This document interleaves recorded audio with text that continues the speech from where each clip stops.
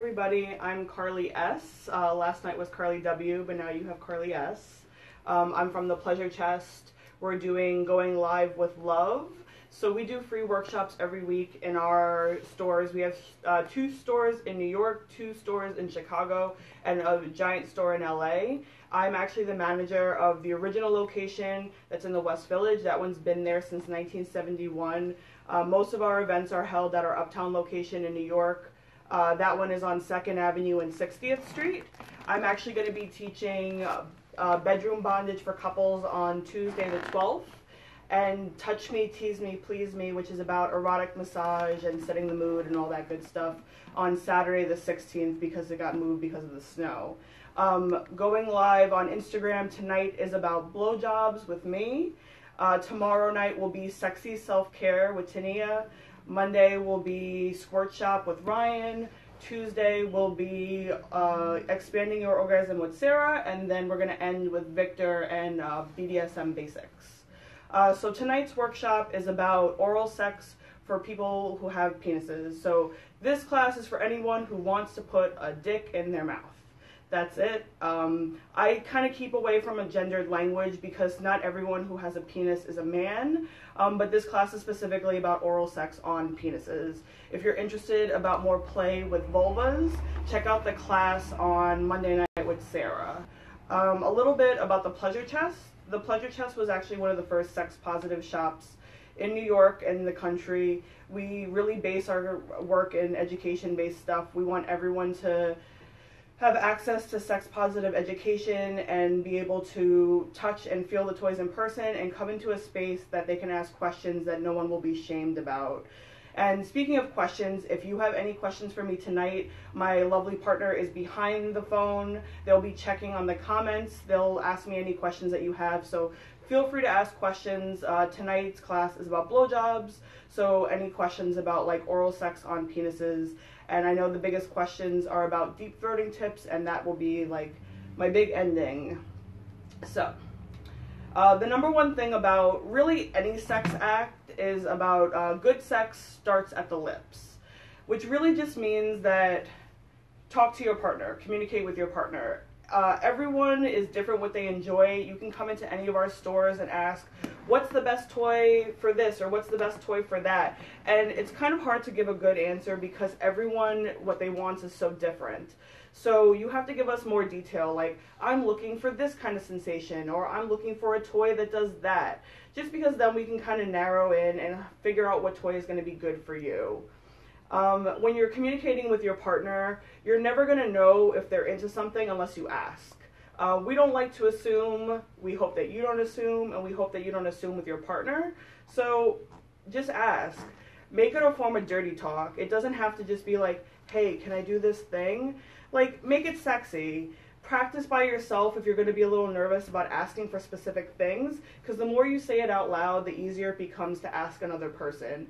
And don't use words you're not comfortable with, because then it feels forced and fake, and then you'll feel more uncomfortable and more awkward. So just use language you're comfortable with and practice by yourself, and really just be comfortable asking for what you want and for asking your partner for what they want, and make it a discussion. And a lot of us grew up in a very puritanical society. We all grew up not really getting sex education or anything like that. So sometimes people don't know what they like. So go to a Pleasure Chest class, check out a live stream, read the blogs, read my blog, read the Pleasure Chest blog, read any blog, and just kind of explore what you like. If you don't know, you won't know until you try it. So just give it a shot, and you never know what kind of fun you're going to find. And with anything, communicate what isn't working in a sexy way. When we're naked and when we're with other people, we're vulnerable, and no one wants to hear any sort of negative thing when your genitals are in someone else's mouth. So, like, make it a positive thing instead of being like, ow, that sucks, or like, that's not going right. Like, hey, can you do it a little softer, or go a little bit to the left, or I need more lube, or whatever it is that's going to make you more comfortable or feel more pleasure, because that's the goal, is shared pleasure. And remember, if there's any questions, feel free to ask in the comments.